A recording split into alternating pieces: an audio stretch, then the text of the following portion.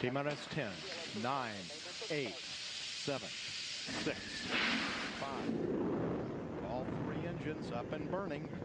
2, 1, 0, and liftoff. Coach on Fire Radio.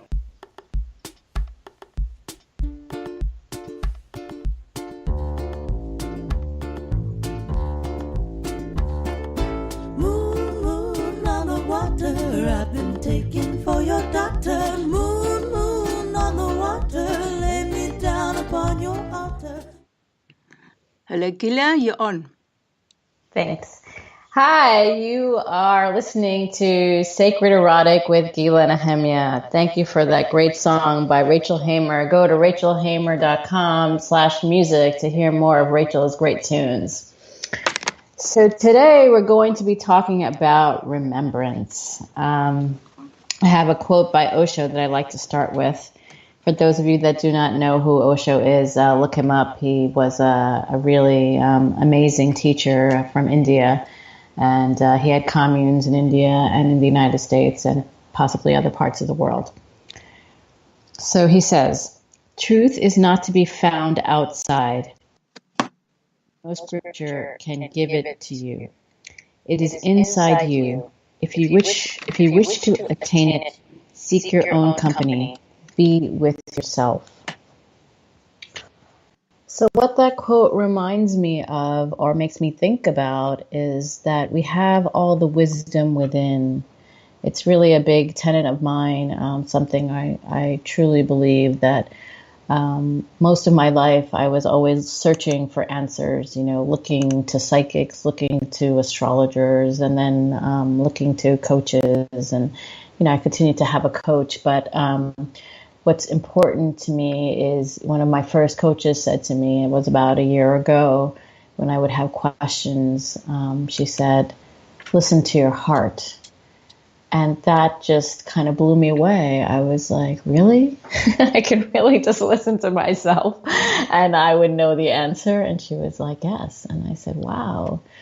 And so my successive mentors have said the same, to listen to your body, listen to the divine talking through you.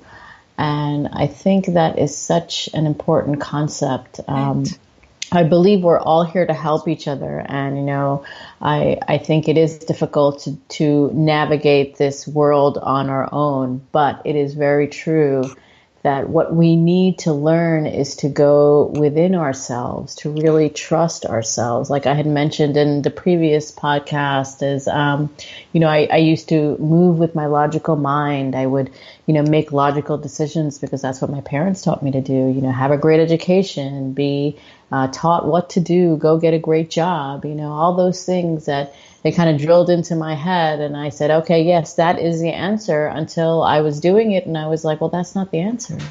Why is it that I'm doing this and I'm unhappy? Why is it that I'm living in Israel making like what people think is an amazing salary, but I couldn't fully support the life that I wanted to live? And I really had to think about that very carefully to say, what's going on here? But it was really when I went within, when I really listened to myself in the quietness of nature, actually, or even the quietness of my own room, did I really decide to listen, to hear what my body had to say to me.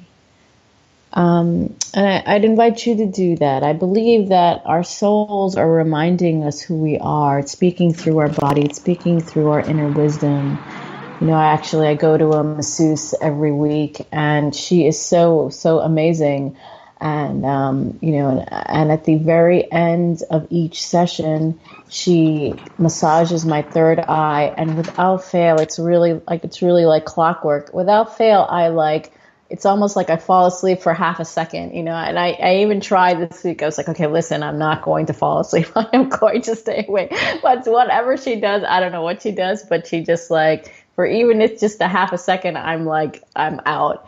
And I get this divine message, and the last one I got was this oneness. the oneness with the world. And, I know this may sound ethereal to you, but all I'm trying to say is that we have so much knowledge within, we have feelings sometimes when you're in an interaction with someone and you just feel either really, really great or sometimes not so good. And you just met them.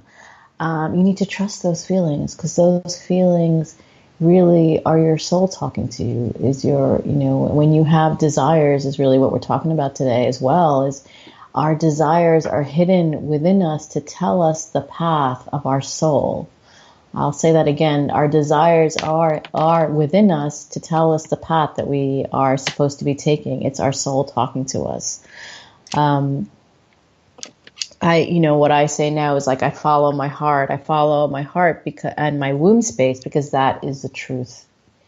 I grew up with a lot of stories. I grew up in a South Asian household, and probably all women tell stories. But, my mother used to tell me lots and lots of stories of when she was a child in India, growing up in a small village, with a very large family around. And she grew up where there were rice paddies, if anybody knows what that is, but the rice grows in the water. And she actually brought me there to see it, and it's really quite beautiful. And I went to this small village that she grew up in. It was very quiet, but through her stories, it wasn't so much what was said, but it was the feeling behind what was said that I was listening to. And what I heard was some of her sadness. She wanted to study, but she had to get married when she was young.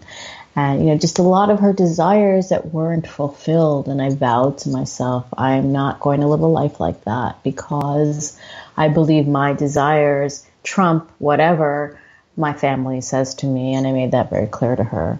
I think we hear and we feel things with our body beyond what the words are saying. Music is actually a great tool for that explanation as well, because we feel the music when we're in the car. Sometimes my kids and I are blaring the music, or my friend and I are blaring the music, and we're just beep bopping, we're just getting into it, getting into that space. We're just feeling it within our bodies. It's vibrating. It's sending out a frequency that's giving us messages. And that vibrates to those that are connected to us. It can vibrate in many different ways. But it's that feeling. We have a certain feeling when we hear certain songs. And we tend to go towards certain types of music because it gives us a type of feeling. And I believe that is also a type of remembrance, because we're remembering a certain kind of feeling where it feels good. We're always looking to get that good feeling. And I'd like you to just think about why. For me, it's because when I feel good, then I'm in a good mood. I'm happy. I think most people would agree with that. They feel happy. They want to feel happy. They don't want to feel sad. But even when you're sad, I think that also brings you to a place of remembering what may have happened in your life. I believe everybody goes through lots of challenges. I know that I told you in my last episode, challenges I went through even as a child. My parents actually passed away when I was young.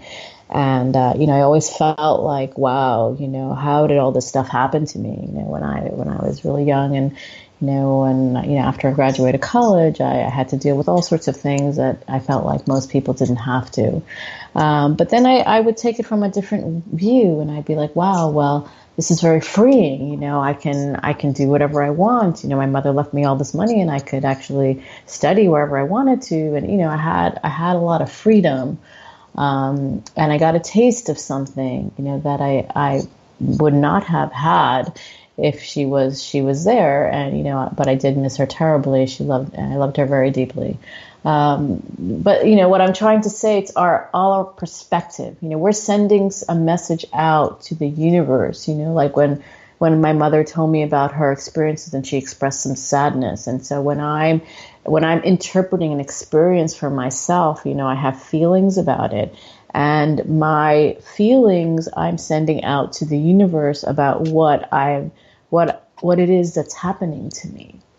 And depending on what that feeling is, that's what's going to occur in my life. So the more I see things as a positive, as a way to maybe live out whatever my soul purpose is, it actually happens in my life.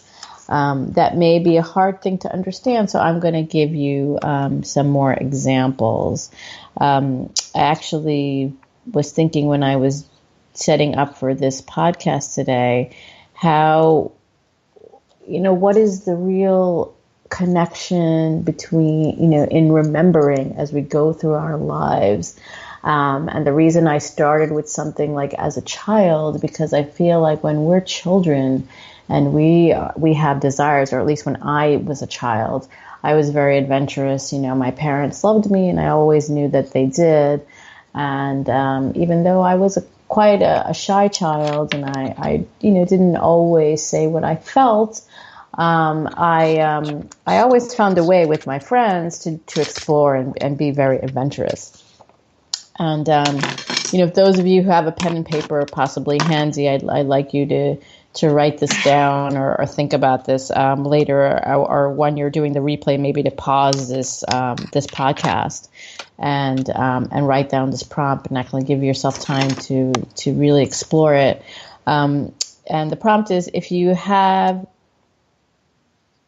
the adventurous spirit of a 5-year-old and the erotic dreams and fantasies as an adult, what would you do? So I'll repeat that. If you had the adventurous spirit of a 5-year-old and the erotic dreams and fantasies as an adult, what would you do? Sure. And I'll just let you write that down and maybe think about that as we're moving along, and I'll just give you a few ideas of my own.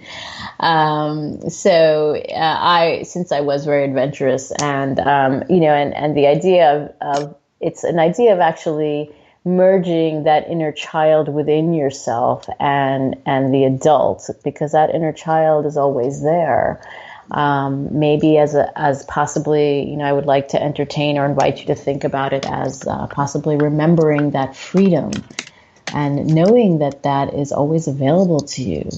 And it's only because we grow up and we have experiences, and sometimes negative, sometimes positive, and we begin to interpret them, and then we begin to think that we don't have that freedom, that same freedom as we had as a young child, or that we had when we were young, when we had someone completely love us. Because when we're feeling completely loved, we don't feel like there are any constraints, no matter what anybody really tells us. And so, that particular prompt, what it says to me is that I can do whatever I want. Whatever desire I have, I can go after it. Whatever erotic fantasy I have, I can do that with another consensual adult whom I love, who is willing to take those adventures on with me. And it could be one or more, depending on what your adventure or your fantasy is. And really the point that I'm trying to make here is that there are no limitations. This whole idea of limiting ourselves, going back to that story of my mom, is that somebody told her, no, you can't study, you have to get married. And she complied. But what if she didn't comply? What if she said no? And people can say, well, you can't say no to your family. But if there's always a choice, right? There's always a choice to make, whether you want to or you don't want to. And if there's something inside you that says, I don't want to, I would invite you to go with that feeling of that something inside you, and to go with the I don't want you, if that is the feeling that you have, or I want to, depending on what it is that you really feel. Because when you actually go with that feeling, then you are actually living a life that completely gels with your body. I feel like my own life was disconnected, like for a long time. Like I was just logical And then, and I would have, obviously sexual desires, and they would or would not be fulfilled.